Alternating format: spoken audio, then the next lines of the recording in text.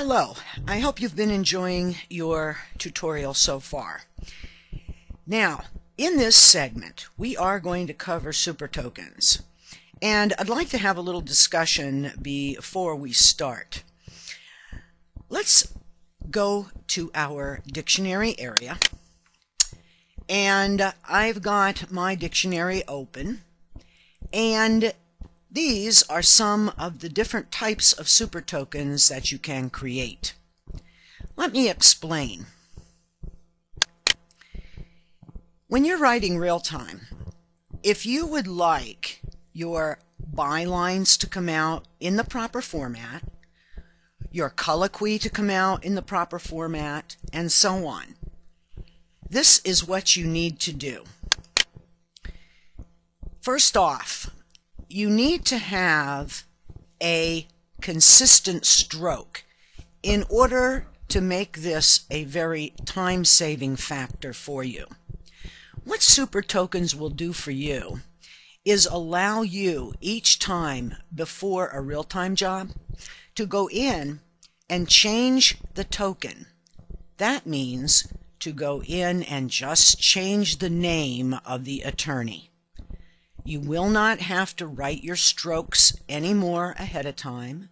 You will not have to global those in order for them to come out during real time.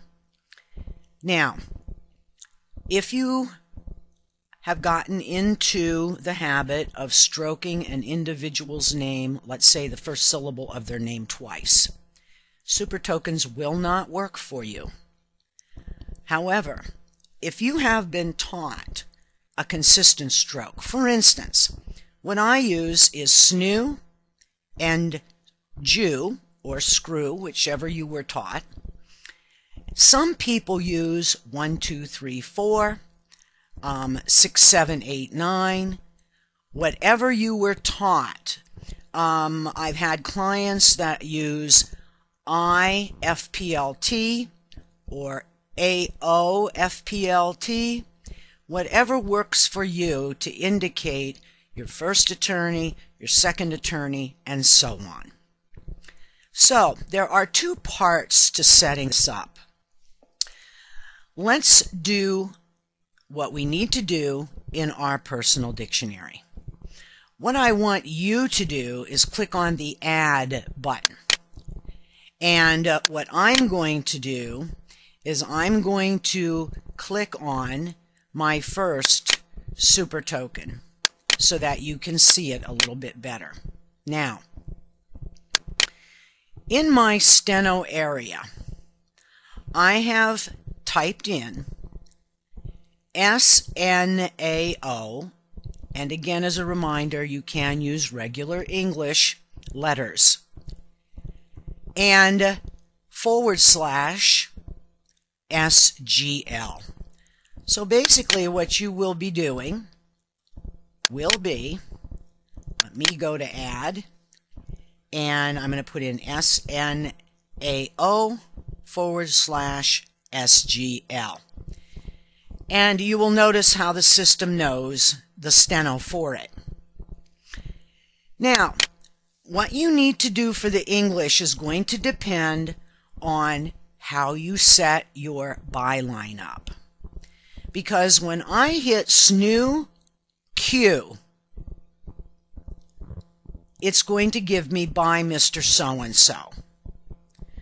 So the first thing we need to do is use a new line symbol because you want it to come down onto the next line.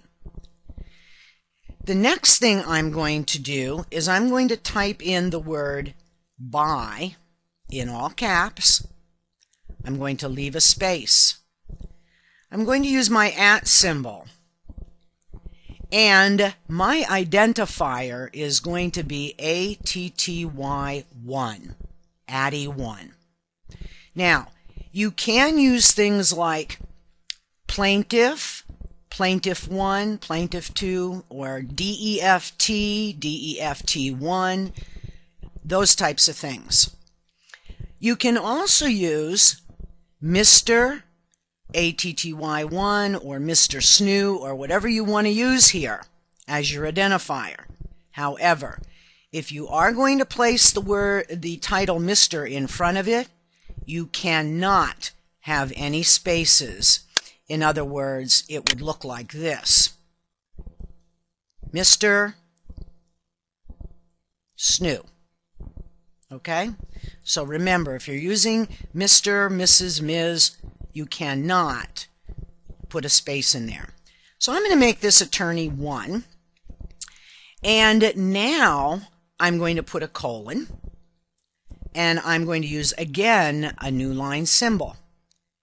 Now, for me, if we go to my editor, you'll see when I get my byline, it's by Ms. Zabrowski, and then I tell it, come down onto a new line. I want it to tab in one tab, give me a Q, and tab again. So, that's what I'm going to indicate here. I'm going to use a greater than sign to indicate one tab. And then I'm going to do my bracket, Q, period, bracket. And I'm going to use another tab symbol and an up cap. The up cap is above your 6 if you're looking for it on your keyboard. So basically what I'm saying to the system here is when I write snoo Q, I want it to come down onto a new line. I want it to put the word by. And then I have my indicator, colon, new line, go in one tab, put a Q period, come in another tab, and capitalize the first word. So this is how you will be doing your byline. Now, I'm going to close this because I don't want to add another one. All right, so we have our first attorney for snoo Q for a byline. Now, we need to have a colloquy entry for that same individual.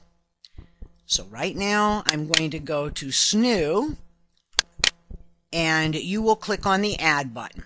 Now, my steno is S-N-A-O. So when I write S-N-A-O, it's going to know to put it in colloquy for that attorney.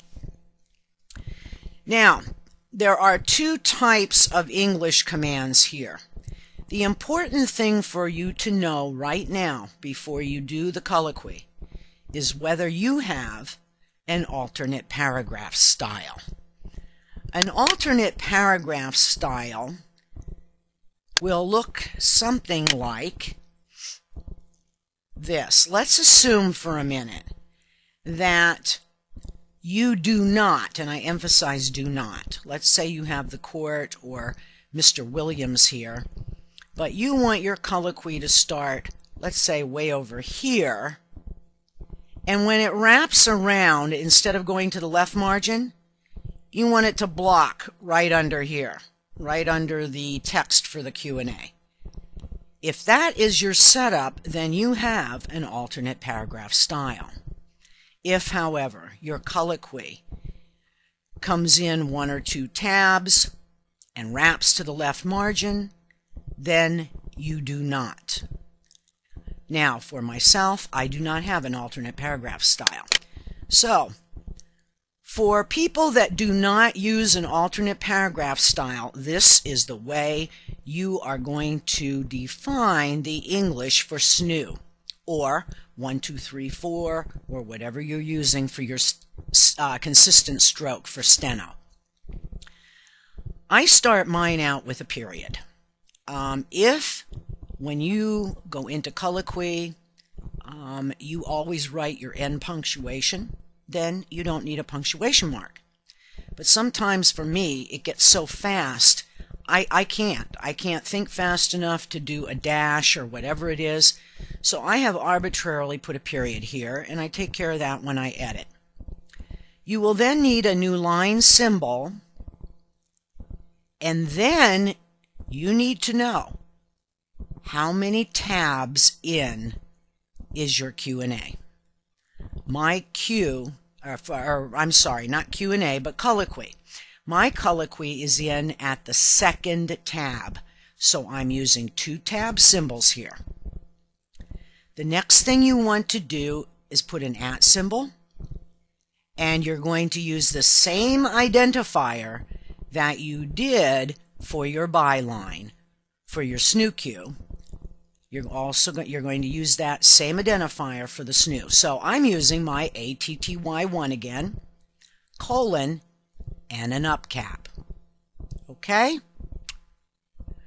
Now, those of you that have an alternate paragraph style, let me go over this with you. Let's say you're going to use SNAO, S-N-A-O, and your English then will be the following. It will be a period, open square bracket, P colon, the word colloquy, and please spell it correctly or it won't work, C-O-L-L-O-Q-U-Y, close the bracket. Now we need to tell the system, come down onto a new line, and for you will use no tabs, because when you are using an alternate paragraph style, the P colon colloquy will know how many tabs in it needs to be. If you do put tabs here, you're going to get double tabs. So make a new line, put your @ and again your identifier, colon, up cap. And now you have your colloquy setting for your first attorney. Now, let's see here. Okay, I'm saying I've got a conflict. I'm going to cancel this, and I'm going to get out of here because I don't want to create that conflict. Alrighty, now we have one attorney. You now need attorney 2. Now, what I do is my plaintiff's attorney is my Addy 1, and my defense attorney is Addy 2. Now, in real life, you're going to have more than one attorney on both sides. Let me give you some suggestions as to what you can do to indicate these people. Let me just make a new line here so I can just type. Let's say you're going to use Addy 1 for attorney 1, and then you may use Addy 2, Addy 3, and it depends on how many you can keep straight. So in other words, Addy 1 is my SNU. Addy 2 for me is actually SNAOF. So I just start going across the upper right bank. Attorney 3 for me is SNOOP, S-N-A-O-P, whoops, and so on. Great, if I could type. Now, you can do that all the way across if you can keep them straight. I'm good for 3. And then after that, quite honestly, I start stroking the first syllable of the name twice. And then I just have to edit those or global them in. But I'm good for 3 attorneys. SNU, SNOOF, and SNOOP. And my byline would be SNU Q, SNOOF Q, and SNOOP Q.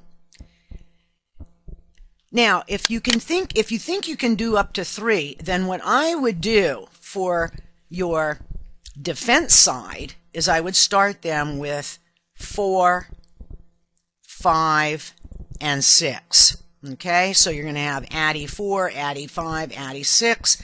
And what we're going to use for this would be JAO, and this one will be JAOF,